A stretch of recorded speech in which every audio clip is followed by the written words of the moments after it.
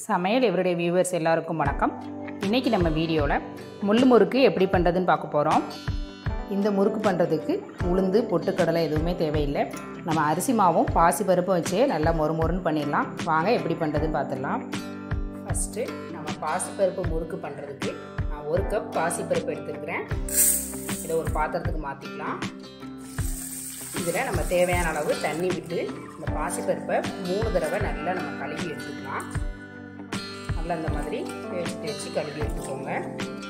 தண்ணி விட்டு 3 தடவை நல்லா கழுவி எடுத்துகிட்டு வந்தாச்சு. அடுத்து நம்ம பாசிப்பருப்பை வேக வச்சுக்கலாம். ஸ்டவ் ஆன் பண்ணி ஒரு குக்கர் வச்சுருக்கிறேன். இதில் அரை ஸ்பூன் நெய் விட்டுக்கலாம். நெய் உருகுனதும் நம்ம கழுவி எடுத்து வச்சுருக்கிற பாசிப்பருப்பை சேர்த்துக்கலாம். பாசிப்பருப்பில் உள்ள பச்சை வாசனை போகிற அளவுக்கு நல்லா இதை வறுத்து எடுத்துக்கலாம். பாசிப்பருப்போட கலர் மாறக்கூடாது. ஒரு 3-4 நிமிஷத்துக்கு நல்லா வறுத்தாச்சு. நெய்யிலேயே இந்த பாசிப்பருப்பு வறுபட்டு நல்லா வாசனையும் வருது. இந்த அளவுக்கு வறுபட்டால் போதும். நாம் 1 கப் அளவுக்கு பாசிப்பருப்பு எடுத்திருந்தோம். அதே கப்புக்கு 2 கப் அளவுக்கு நான் தண்ணி சேர்த்துருக்கிறேன். தண்ணி சேர்த்து நல்லா கலந்துட்டு நம்ம குக்கரை மூடிடலாம். மீடியம் ஃப்ளேமில் 2லேருந்து 3 விசில் வர்ற வரைக்கும் நம்ம பாசிப்பருப்பை வேக வச்சு எடுத்துக்கலாம். மீடியம் ஃப்ளேமில் 3 விசில் வந்துருச்சு. ப்ரெஷரும் நல்லா ரிலீஸ் ஆயிடுச்சு. நம்ம ஓப்பன் பண்ணிடலாம். பாருங்க, பருப்பு நல்லா மசிஞ்சு வெந்துருச்சு. இந்த அளவுக்கு வெந்தாலே சரியாக இருக்கும். நம்ம ஊற்றின தண்ணியுமே சரியாக வந்துருச்சு பாருங்க. நாம் இதை நல்லா ஆறுனதுக்கு அப்புறமா ஒரு மிக்சர் ஜாருக்கு மாற்றி அரைச்சி எடுத்துட்டு வந்துடலாம். நாம் வேக வச்சு ஆற வச்சு வச்சுருந்த பாசிப்பருப்பை ஒரு மிக்சர் ஜாருக்கு மாற்றிக்கலாம். ஒரு மிக்சர் ஜாருக்கு மாற்றியாச்சு. இதை நம்ம ஃபைன் பேஸ்ட்டாக மிக்சியில் அரைச்சி எடுத்துகிட்டு வந்துடலாம். நம்ம அரைச்சி எடுத்துகிட்டு வந்தாச்சு. பாருங்கள், நல்லா வெண்ணெய் மாதிரி இந்த அளவுக்கு நல்லா ஃபைனாக அரைச்சி எடுத்துகிட்டு வந்துக்கோங்க. கொஞ்சம் கூட பருப்பு எதுவுமே இருக்கக்கூடாது. இந்த அளவுக்கு நல்லா ஃபைனாக இருந்தால் தான் முறுக்கு நல்லா சூப்பராக வரும். அடுத்து நம்ம முறுக்குக்கு மாவை பசஞ்சிக்கலாம். இதே கப்புக்கு தான் 1 கப் அளவுக்கு பாசிப்பருப்பு எடுத்துருந்தேன். அதே கப்புக்கு நம்ம 4 கப் அளவுக்கு பச்சரிசி மாவு சேர்த்துக்கலாம். நம்ம கடையில் வாங்கின பச்சரிசி மாவும் சேர்த்துக்கலாம். இல்லைனா நம்ம வீட்டிலையே கழுவி காய வச்சு மிஷினில் கொடுத்து பவுடர் பண்ணி வச்சுருக்கிற பச்சரிசி மாவையும் சேர்த்துக்கலாம். இது கூடவே 1 ஸ்பூன் கருப்பு எள்ளு சேர்த்துக்கிறேன்.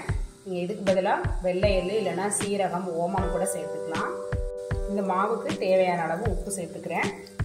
அரை டீஸ்பூன் பெருங்காயத்தூள் சேர்த்துக்கிறேன். இது கூடவே நான் 2 ஸ்பூன் நெய்யை நல்லா சூடு பண்ணி சேர்த்துக்கிறேன். நீங்கள் நெய்க்கு பதிலாக எண்ணெய் கூட சேர்த்துக்கலாம். இல்லை உங்கள்கிட்ட பட்டர் இருந்ததுன்னா ரூம் டெம்பரேச்சரில் இருக்கிற பட்டர் சேர்த்துக்கோங்க. நல்லா நெய்யை சூடாக சேர்த்துக்கோங்க. இந்த முறுக்கில் நீங்கள் நெய் சேர்த்து செஞ்சு பாருங்கள். டேஸ்ட் ரொம்பவே அருமையாக இருக்கும். ரொம்ப சூடாக இருக்கும். அதனால் நம்ம ஸ்பூன் வச்சு இதை நல்லா மிக்ஸ் பண்ணிக்கலாம். கொஞ்சம் சூடு ஆறுனதுக்கப்புறமா கையை வச்சு நல்லா நெய் மாவில் எல்லா பக்கமும் படுற மாதிரி நல்லா நம்ம கையை வச்சு இந்த மாதிரி மிக்ஸ் பண்ணி எடுத்துக்கலாம். நல்லா மிக்ஸ் பண்ணதுக்கப்புறமா நம்ம கையில் மாவு எடுத்து இப்படி பிடிச்சோன்னா அழகாக அந்த மாதிரி கொழுக்கட்டை மாதிரி பிடிக்க வரணும். உதுத்துக்கிட்டோன்னா உதிர்ந்து போயிடணும். இந்த பதத்தில் மாவு இருக்கிற மாதிரி நல்லா மிக்ஸ் பண்ணி எடுத்துக்கோங்க. மாவை நல்லா மிக்ஸ் பண்ணிவிட்டு நாம் ஏற்கனவே பாசிப்பருப்பை வேக வச்சு அரைச்சி வச்சுருக்கிற இந்த பேஸ்ட்டை சேர்த்துக்கலாம். தண்ணி எதுவுமே சேர்க்க வேண்டாம். ஃபஸ்ட் நம்ம இந்த பாசிப்பருப்பு கூட மாவை நல்லா மிக்ஸ் பண்ணிக்கலாம். தேவைப்பட்டால் தண்ணி தெளிச்சிட்டு விரவி எடுத்துக்கோங்க. நான் பாசிப்பருப்பை வேக வைக்கும்போது எனக்கு தண்ணியும் பருப்பும் சரியான அளவில் இருந்ததுனால சரியாக வந்துருச்சு. ஒருவேளை உங்களுக்கு எக்ஸஸாக தண்ணி இருந்தது அப்படின்னா நீங்கள் அந்த தண்ணியை கூட சேர்த்து இந்த முறுக்கு மாவு செய்கிறதுக்கு நீங்கள் யூஸ் பண்ணிக்கலாம். நம்ம பாசிப்பருப்பு கூட மாவு எல்லாத்தையும் நல்லா மிக்ஸ் பண்ணியாச்சு. இந்த பதத்தில் இருக்குது. நமக்கு முறுக்கு மாவு பதத்துக்கு வர்றதுக்காக நம்ம தேவையான அளவு தண்ணி சேர்த்துக்கலாம். தண்ணியை மொத்தமாக ஊற்றிட வேண்டாம். கொஞ்சம் கொஞ்சமாக தண்ணி சேர்த்து முறுக்கு மாவு பதத்துக்கு நல்லா இதை பிசைஞ்சு எடுத்துக்கலாம். நம்ம முறுக்குக்கு மாவு பிசைஞ்சாச்சு.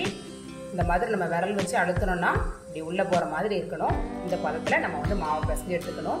ரொம்ப கெட்டியாக பிசைஞ்சிட்டாலும் முறுக்கு பிழிகிறதுக்கு நமக்கு கஷ்டமாக இருக்கும். ரொம்ப தண்ணி ஆயிடுச்சு மாவு அப்படின்னாலும் முறுக்கு அதிகமாக எண்ணெய் குடிக்கும். அதனால் நீங்கள் இந்த பதத்தில் மாவை பிசைஞ்சு எடுத்துக்கோங்க. அடுத்து நம்ம முறுக்கு குழலில் வச்சிடலாம். நான் முறுக்கு செய்கிறதுக்கு இன்றைக்கி ஸ்டார் அச்சு எடுத்துருக்கிறேன். நீங்கள் உங்களுக்கு விருப்பப்பட்ட அச்சு எது வேணாலும் எடுத்துக்கலாம். இந்த மாதிரி சிலிண்டர் ஷேப் ஊற்றிட்டு உள்ளே வச்சிட வேண்டியதான். முறுக்கு மாவை உள்ளே வச்சாச்சு. அதுக்கு நம்ம முறுக்கு கூடால மூடிடலாம். முறுக்கு பொரிச்செடுக்க தேவையான அளவு எண்ணெய் ஊற்றி வச்சிருக்கிறேன். எண்ணெய் ஓரளவுக்கு நல்லா சூடாயிடுச்சு. சூடானதுக்கப்புறமா நம்ம முறுக்கு பிழிஞ்சிக்கலாம். சிசர் வச்சு மறுபடி கட் பண்ணி விட்டுடலாம். அப்போ வந்து நல்லா அழகாக குச்சி குச்சியாக வரும். உங்களுக்கு இந்த மாதிரி கட் பண்ணி விட்டுருங்க. லைட்டாக நம்ம அப்படியே முறுக்கு எல்லாத்தையுமே திருப்பி விட்டுடலாம். லைட்டாக நம்ம அப்பப்போ திருப்பி விட்டுடலாம். நம்ம முறுக்காக செஞ்சு கொடுக்குறத விட இந்த மாதிரி குச்சி குச்சியாக செஞ்சு கொடுக்கும்போது நம்ம வீட்டு குட்டீஸ் ரொம்பவே விரும்பி சாப்பிடுவாங்க.